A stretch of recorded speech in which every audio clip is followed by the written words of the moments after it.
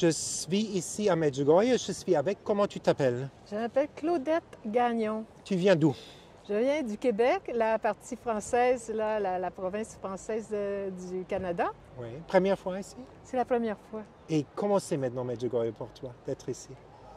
Ah, ça faisait longtemps que je connaissais et que je désirais venir. Je ne pensais plus que ça arriverait. Et pour moi, c'est un cadeau du ciel. Je découvre la fraternité avec les gens. Je découvre un milieu où la paix règne, où il y a l'adoration. Il y a des milliers de personnes à l'extérieur assis ensemble le soir comme ça, dans une paix profonde. Je suis très, très touchée. Je me sens presque chez moi, mieux que chez nous, parce que je ne peux pas beaucoup l'expliquer, mais c'est ça. Il y a quelque chose qui me fait retrouver mon essence, je dirais, de ce que je cherche depuis toujours. C'est-à-dire une relation d'amour, oui, oui, bien sûr, Dieu, qui est déjà dans ma vie depuis toujours, mais qui s'est approfondi avec le temps, où j'ai erré, où j'ai cherché partout. Je suis allée dans à peu près toutes les idéologies, pensant bien faire et pensant que tout se correspondait. Je cherchais tout ce qui nous ressemblait, qui nous reliait. Et parfois, je me suis aperçue qu'il y a des différences et que tout en ayant beaucoup de mystères dans tout cela, pourquoi je suis née ici, pourquoi j'ai tenté de tout essayer, de tout comprendre comme petite fille curieuse. Et là, je me rends compte qu'il y a beaucoup de mystères qui se révèlent graduellement, mais je suis revenue à la source de mon baptême, voyez-vous, depuis quelques années. Puis là, pour moi, c'est un cadeau parce que on est plein de personnes qui prient de toutes les nationalités, de tous les pays, des enfants, de toutes les générations. Ça me donne beaucoup de joie. Et c'est comme, comment je dirais, c'est comme une respiration du ciel parce que on dirait qu'on n'a pas de permission à demander juste pour être des enfants de Dieu et de s'aimer, point à la ligne. C'est un peu comme ça que je le vis, voilà. Donc tu as vraiment rencontré l'amour de Dieu ici?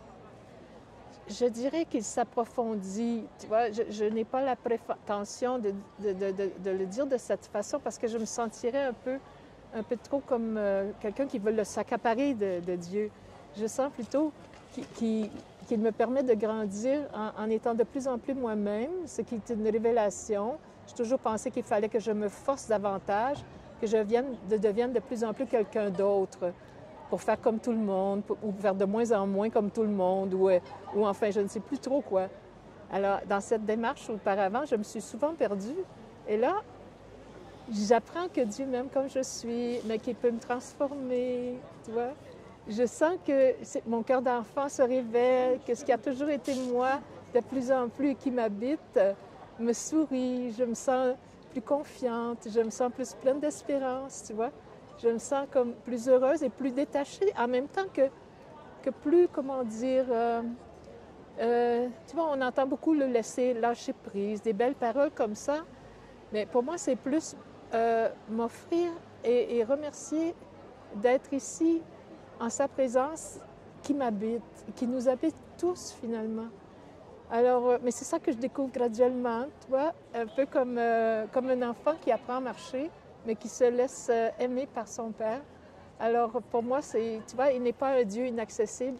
Il est là, voilà, tous en chacun, tous en chacune, quelle que soit notre religion, tu vois. Mais je pense que, bon, pour moi, il a un nom, il s'appelle Jésus-Christ. Et il est venu pour donner sa vie pour nous, et puis pour tous les pécheurs que nous sommes, et puis pour nous prendre dans ses bras, nous aimer. Alors, c'est ce que je souhaite le plus, c'est que chacun découvre qu'on a un Père, il n'est pas juste au ciel, il est en nous, en chacun. Voilà, c'est ça. Et puis, Wow, c'est incroyable. Et qu'est-ce que tu dis aux gens? Beaucoup de gens, ils pensent que Dieu le Père, c'est un vieux homme avec une barbe blanche qui est énervé, qui veut nous mettre dans l'enfer. Il n'est pas comme ça, Dieu. Comment il est de vérité? Tu vois, moi aussi, j'ai pensé qu'il fallait être invisible un jour, peut-être, tu vois, pour être immatériel, pour être plus proche de lui, pour être au ciel. Tu vois, il fallait peut-être marcher sur nous et devenir comme un tapis, presque. Oui. Tu vois, tellement on serait humble, tellement on serait... Parce qu'il serait tellement inaccessible qu'il faudrait prendre une plus grande échelle qui n'existe pas. Tu vois? Alors, pour moi, je découvre que non, ça a été un scandale pour beaucoup, dirait-on. Tu vois, de croire qu'il est un ami qui nous aime, il est tout proche, il se fait tout petit, il est le plus grand, et il nous aime, même en étant... Ce qu'il aime le plus, c'est les enfants que nous sommes, puisqu'il nous a choisis. Pour moi, c'est notre Créateur, c'est Dieu le Père, qui nous a donné son Fils unique en Jésus-Christ.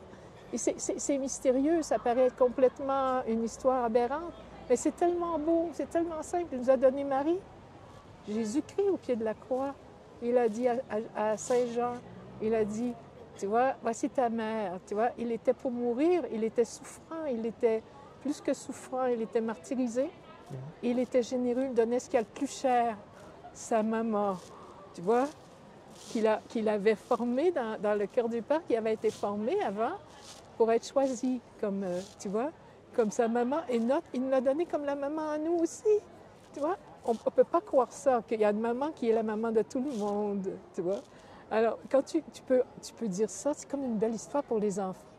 Mais les enfants que nous sommes tous, ces enfants chéris, ces enfants d'amour, tu vois.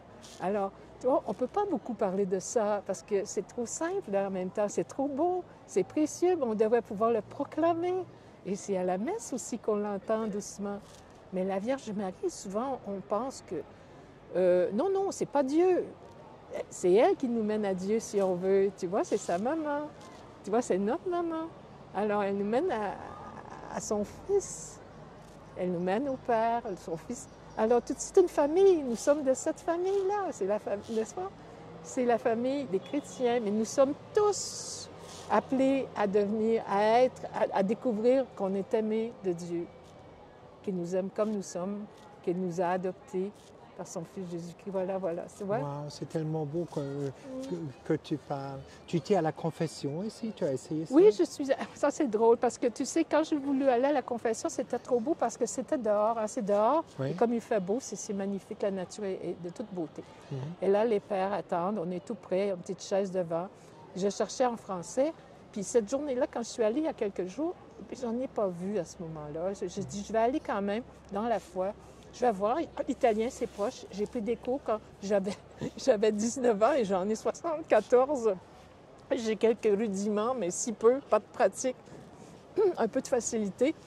J'ai dit, on va demander s'il parle un peu français. J'ai dit, bon, c'est très beau parce que, tu vois, ce n'est pas au prêtre que je me confesse. C'est de toute façon, pour moi, la confession, c'est plus un sacrement de guérison et de réconciliation. Tu vois, c'est comme ça que je le vois. Et dans un acte de foi, comme à un ami à qui je parle, je me dis, il a demandé à sa mère de nous aider, autant pour le prêtre qui est là, tu vois, alors qui est, pour moi, le représentant dans son sacerdoce, dans son sacrement, qui est Jésus-Christ, qui est là pour nous...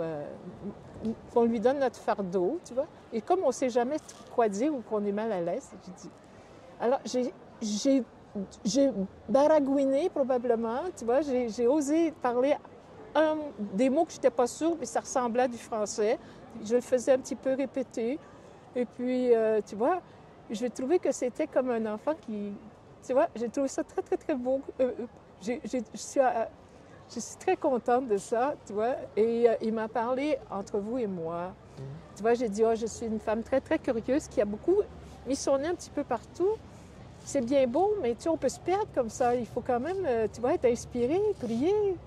Mais là, puis bon, j'ai dit, je te donne, Seigneur, toutes les erreurs que j'ai, même les mauvaises confessions, les oublis, tu vois. En tout cas, c'était très beau parce qu'il était très accueillant, très à l'écoute. Tu vois, je sentais que c'était plus que l'homme qui était devant moi. C'était celui qui donne sa vie pour, tu vois, pour Dieu et qui écoute dans son cœur, dans la prière. Et il m'a dit, il m'a demandé des questions comme, tu vois, je pense que ça a rapport à ce que la Vierge... Je parle peut-être trop vite. Non, c'est super beau, continue. OK, tu vois, je pense que la Vierge Marie, à Medjugorje, déjà, elle a laissé beaucoup de messages. Je me souviens des 5 pierres, là, tu vois. Est-ce que c'est bien d'aller à la confession une fois par mois? Tu vois, elle me demandait ça. Est-ce que tu y vas? Je dis, oui, bon. Est-ce que, bon, la messe, c'est comment tu y vas pas mal? Alors, il m'a demandé des questions fondamentales, tu vois. Et j'ai répondu bien sincèrement avec bon, j'étais fatiguée ces temps-ci, j'y allais moins, tout ça. Et je sentais absolument aucun jugement, bien sûr. Je sentais plutôt une invitation, tu vois, un rappel. Alors, ça m'a fait beaucoup de bien. Et surtout, pour terminer ce que j'ai dans ce sens, au niveau de la confession, bon, tout simplement, il m'a dit, tu sais, Claudette, tu sais, c'est pas tant la curiosité qui est importante, c'est de rester simple et de rester humble. Alors, ça fait partie de chercher, mais j'ai trouvé ça très beau et ça m'habite depuis, je pense que je vais m'en rappeler. Voilà. Wow. Et qu'est-ce que tu dirais aux gens maintenant? Qu'est-ce que c'est Medjugorje? Quand tu vas retourner, il y a des gens qui vont te demander qu'est-ce que c'est Medjugorje. Qu'est-ce que tu vas leur dire? Ah, ça, c'est une bonne question, hein, parce que quand j'ai parlé à des gens, j'ai dit, je m'en vais en pèlerinage. J'ai dit, oh, qu'est-ce que tu vas voir? Qu'est-ce que tu vas voir? C'est où ça? J'ai pensé que c'était en Croatie, mais j'étais mélangée un peu, mais je connaissais déjà pas mal. Bon, j'ai lu, j'ai regardé, tout ça. Je suis en Europe, tout ça. Mais un pèlerinage, c'est comme une rencontre avec ce qu'il y a de plus beau en soi et chez les autres. Et je trouve que ici, c'est ce que j'ai découvert de plus en plus. J'avais un peu le trac, j'avais un petit peu peur, j'avais un peu peur l'avion, le temps que ça prenne, des choses banales et très ordinaires de la vie.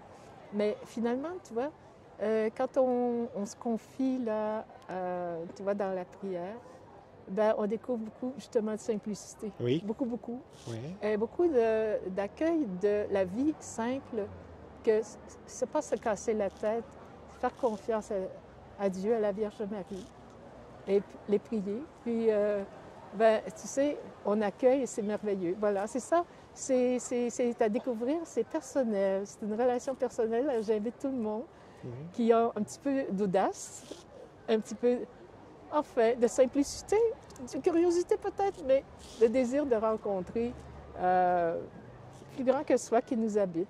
Voilà. Wow, c'est incroyable. Qu'est-ce que je peux dire? Merci pour ce bel témoignage. Merci beaucoup, Tom.